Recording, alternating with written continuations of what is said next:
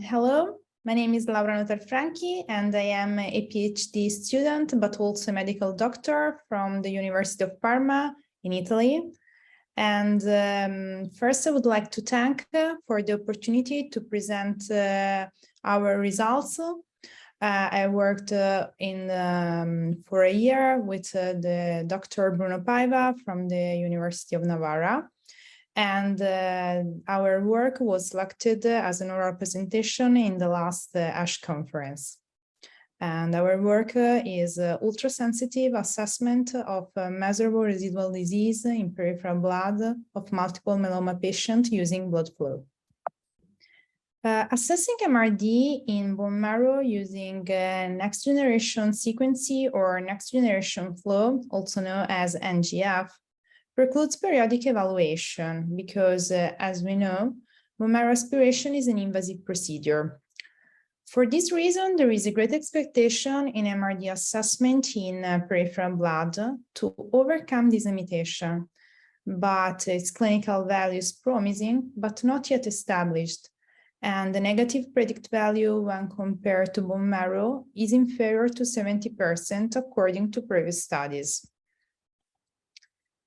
This is probably because the tumor burden in peripheral blood is more than 2 log lower than in bone marrow if we consider as a reference analysis published at the diagnosis.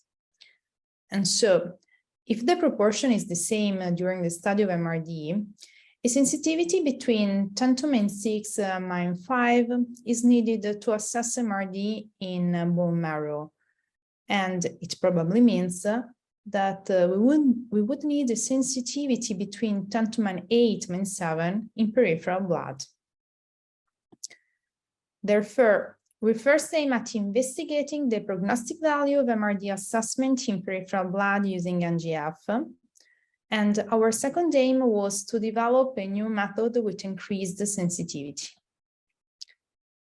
First, MRD was evaluated in peripheral blood every 6 months from 138 myeloma patients enrolled in the Spanish study CHEM 2014 main trial of the PETHEMA group. And MRD was also evaluated every year in bone marrow. And marrow samples were collected since the beginning of the maintenance, whereas blood samples were collected after the second year when patient stopped the treatment if MRD was undetectable in marrow, or continued therapy for 3 additional years if MRD was positive at that time. Of the 138 myeloma patients, 15 showed a positive MRD in blood and also showed a median PFS of 22 months, which was significantly inferior compared to patients with undetectable MRD in blood. And the respective PFS rates at 2 years were 50% and 98%, with an odds ratio of 11.7. Then, among the 123 patients with undetectable MRD in blood, 33 patients showed a positive MRD in marrow and also showed a median PFS inferior compared to patients with undetectable MRD in blood, but also in marrow.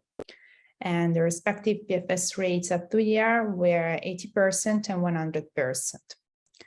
So, in this first part of the study, we confirmed the prognostic value of MRD assessment in peripheral blood using NGF, but we also emphasized the importance to reduce the number of false negative results in blood compared to marrow, because are clinically meaningful as shown here. And so, reaching a minimum sensitivity of 10 to the - 7 in peripheral blood requires analyzing more than 2 for 10 to 8 cells. And to avoid high staining costs and long acquisition period, a new method integrating immunomagnetic enrichment using microbeads targeting CD138 prior NGF was developed and coined as Bloodflow. And large blood volumes were magnetically labeled and processed via magnetic columns And then we obtain small aliquots enriched with circulating plasma cells, which were analyzed using NGF. Initial testing of blood flow in marrow samples from myeloma patients show that the most effective antigen for the enrichment of marrow plasma cells was CD138, compared to other antigens such as SLAMF3, SLAMF7, BCMA, BST2. And so, using the CD138 enrichment in peripheral blood samples from healthy individuals, we found that on average, an 82-fold increment in the number of total circulating plasma cells using blood flow compared to NGF, while dilution experiments using myeloma cell lines found detection up to 10⁻⁷ of tumor cells. Then we compared the performance of blood flow versus NGF in 353 samples collected in different treatment scenarios. And all negative cases according to blood flow were also negative according to NGF. And blood flow detected MRD in 9% of the samples, 33 patients, and of these, less than a half showed a positive MRD also in NGF. And the quantification of MRD using both methods was very similar, while the remainder 19 samples were negative by NGF. Importantly, the lowest MRD level detected using blood flow was 6 for 10⁸.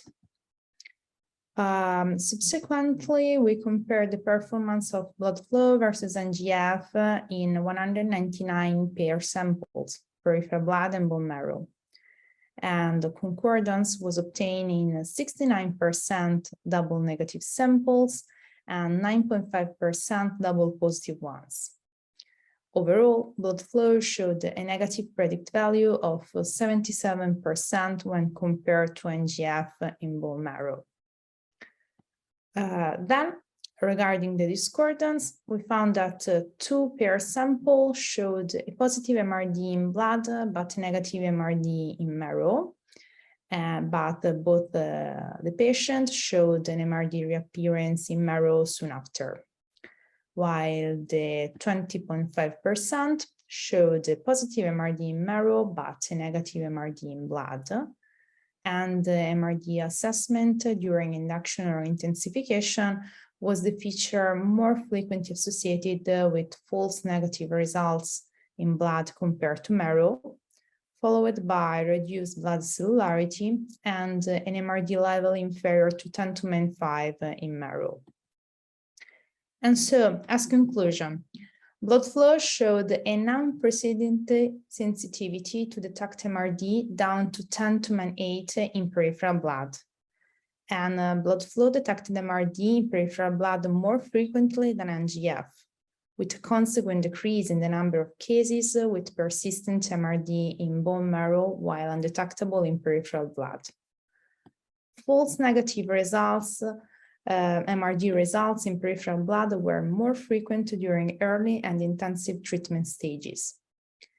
And MRD assessment in peripheral blood using NGF and blood flow was prognostic in patients under maintenance or observation.